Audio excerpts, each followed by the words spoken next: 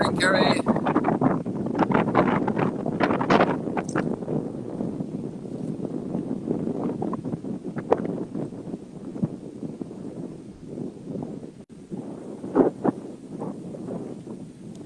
This is Kerry from Washington. Hello. Did you speak at all on our sunrise stroll and chat ever? I think I have before. A year ago I did.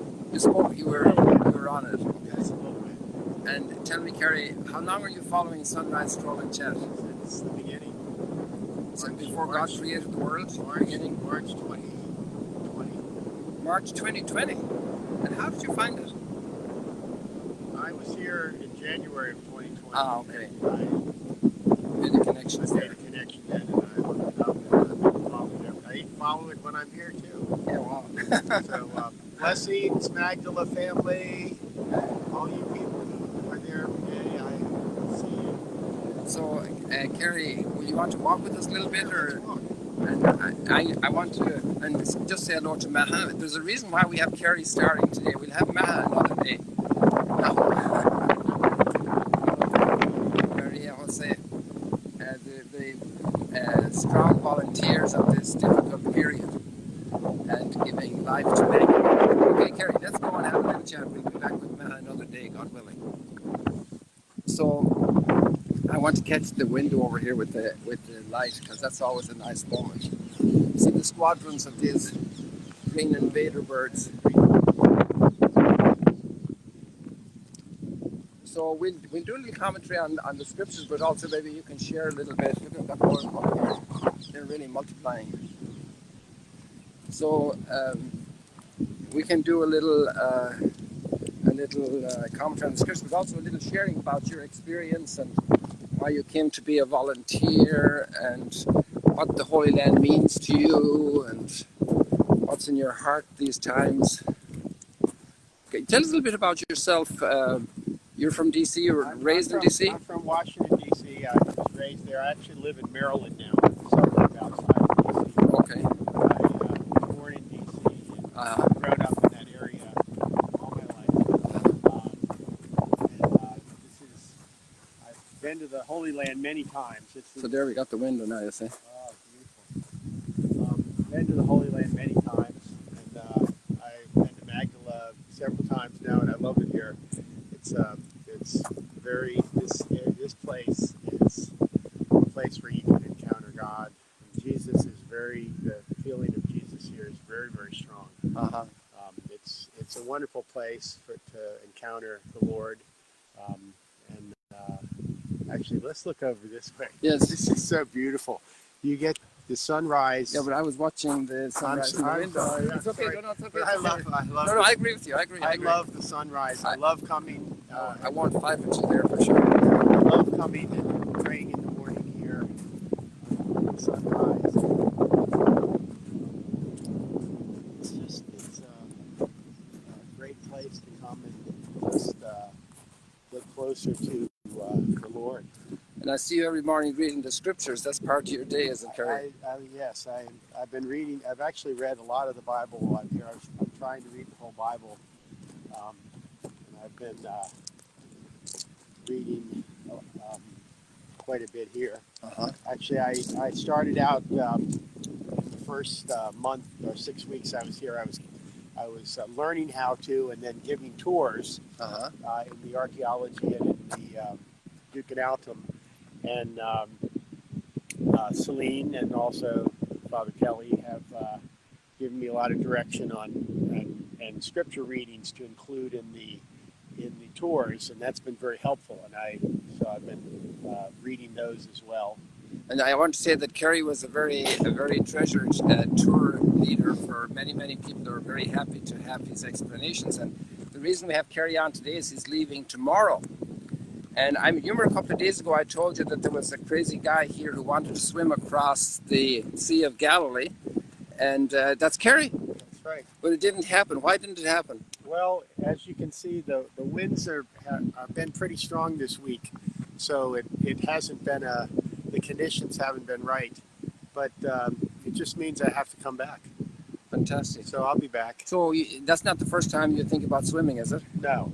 I've been swim coach and teacher all my life. I actually, one of the things I've been doing here in between helping however I can has been swimming every day. So that's been a blessing for me to be able to get in the water and swim each day. I've swum several times in the Sea of Galilee, which is pretty amazing when you think about the fact that 80% of the gospel stories are from this area or relate to this area. That Jesus' ministry was here, and he swam. He, probably bathed in here. He walked on the water for sure. And what do we have here? Well, just flowing water. Yeah. We have a lot of this all along. Actually, it seems it's more nowadays. All along the here, there are quite a few runlets in streams of water. We have the Mississippi over here. Yes. Have you walked across the Mississippi? I have. Yeah, good. I've been across there before. So, how much do you swim every day? I swim about 4,000 meters. 4,000 meters. That's 4 kilometers. That's in miles. It's a little over 2 miles. A little over 2 miles. So then the idea was to swim across, but here to swim across the lake is about 8 miles. Yeah. So Kerry was going to do a first run a little further south where it's a little narrower, but that'll be another day, God willing, Kerry. Yes. Next year. Next year, God willing. Oops. So that's what the people say, the Jewish people say next year in Jerusalem, but Kerry says next year in the Sea of Galilee, swimming across it, God willing. Got up to Jerusalem a couple times. I was planning to go October 7th, but that didn't work out. But I've been up to Jerusalem a couple times on this visit. I love Jerusalem too. It's a very beautiful and faith-filled place. Very inspiring. It's incredible. Yeah. So today, people, we're actually wrapping up today the readings in the liturgy from the book of Maccabees. And tomorrow we have the Feast of Christ the King, closing off the liturgical year. And then next Sunday, in 8 days' time, we'll have the first Sunday of Advent, starting a new liturgical year. And so, like Kerry was saying, he was reading all of the Bible. Some people read it cover to cover. Some people read it a little bit diagonally, because matching together periods or history and prophecy are matching together themes. And so the liturgy has another style because it's another approach, because it's celebrating the events and the person of Christ, and the major events, which are Easter and the Nativity, the birth of Christ. The major one is the Easter celebration. And then we have, during the year when we're not celebrating these major mysteries of the Incarnation and the Paschal Mystery, we celebrate what we call ordinary time, which is basically always focused on the person of Christ as such. And now we're at the end of the liturgical year, and we have a very fascinating reading about King Antiochus IV, who was about to die. And, he's from the line of the Seleucids, and that was one of the 3 dominant heirs of the Alexander the Great's conquests in the late 4th century before Christ, and up to about 300. And so these guys the Seleucids were here in the Syrian area, and you had the Antigonas over in Macedonia and Greece, and you had the Ptolemies in Egypt. It's a very special time for humanity, because it's the first time really that you have such a wide empire where everybody speaks the same language, the Koine Greek. And from a Christian historical perspective, it becomes very interesting, because just like the Roman Empire prepared the roads for the travel across the whole world, basically, of the time, the Greek actually provide the culture. And so Greek language became the language of the New Testament. And we're walking here beside Magdala, just peeping in here, the Franciscan piece of Magdala. And inside here you have this all this wonderful archaeology. And here there's a lot of history from the Hellenic period, from that Greek period. Over on our side, it's more Roman period. So the successive period after Pompeii comes through here and establishes the Roman foothold, and that's going to last then until its transformation into the Byzantine period, which is still basically Roman, but it's that Hellenization of the area becoming Christian, and that's the Byzantine period then, and with the big base obviously in Constantinople, present day Istanbul. So there's a lot of history here, and it's kind of the context, the pre-context, the prehistorical context of the time of Jesus. And maybe not prehistorical because it actually shapes the thinking. And the book of Maccabees is very much, let's say, the common philosophical religious environment of the time of Jesus, because it's the recent writing, the recent pondering of recent history. Even though the Greeks have given way, or the Greek dominion has given way to Roman power, the culture is basically that Greek culture. And the Jewish culture is the culture of the temple, because they have rededicated the temple, like yesterday we read with the Hanukkah, the rededication of the temple. And now we have, after the rededication of the temple, we have God's judgment on Antiochus, and he's dying in grief. All his human ambitions are collapsing, and his kingdom is falling in a way, like his own personal kingdom. And he's very sad. He's entering into a deep depression, and he's starting to be remorseful about what the damage he did in Jerusalem. The damage he did in Jerusalem.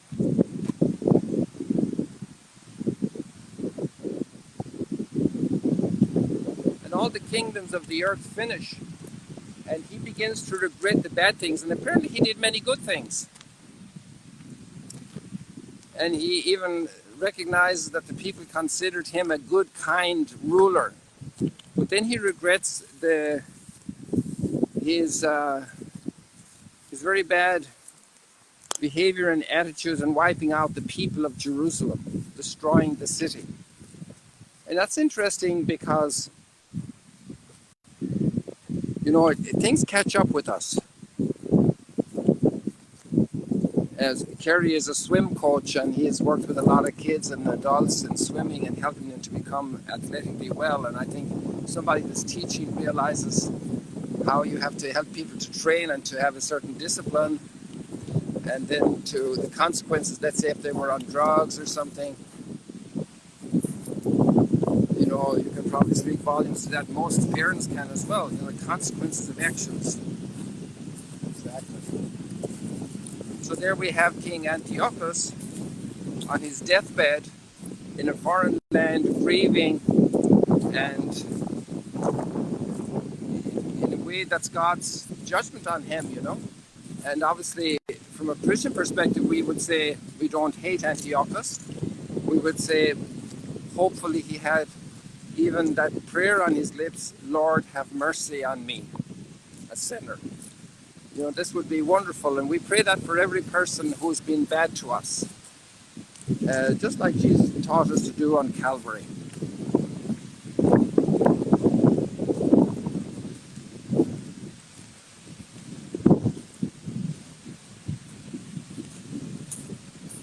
And then at the same time, a whole lot of other ideas are brewing, and the people are becoming more and more conscious of the resurrection.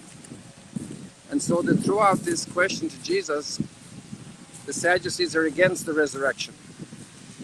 And the Sadducees, very interestingly, are obviously, like normal educated Jewish people, very well versed in the scriptures. But they don't accept books later than the Torah, than the 5 books of Moses, as they're called. And they don't accept the prophets. And they consider that God's word is only in those 5 books. And what's very interesting about Jesus when he's answering them is he actually uses the books they read.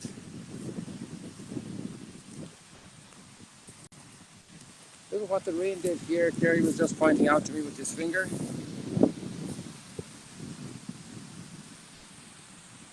Another little Grand Canyon like we saw over in our place the other day.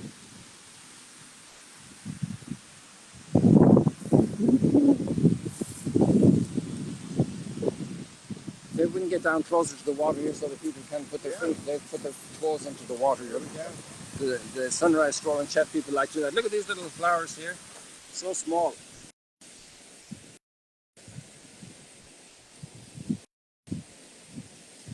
So many of them. The abundance. And this is a different one that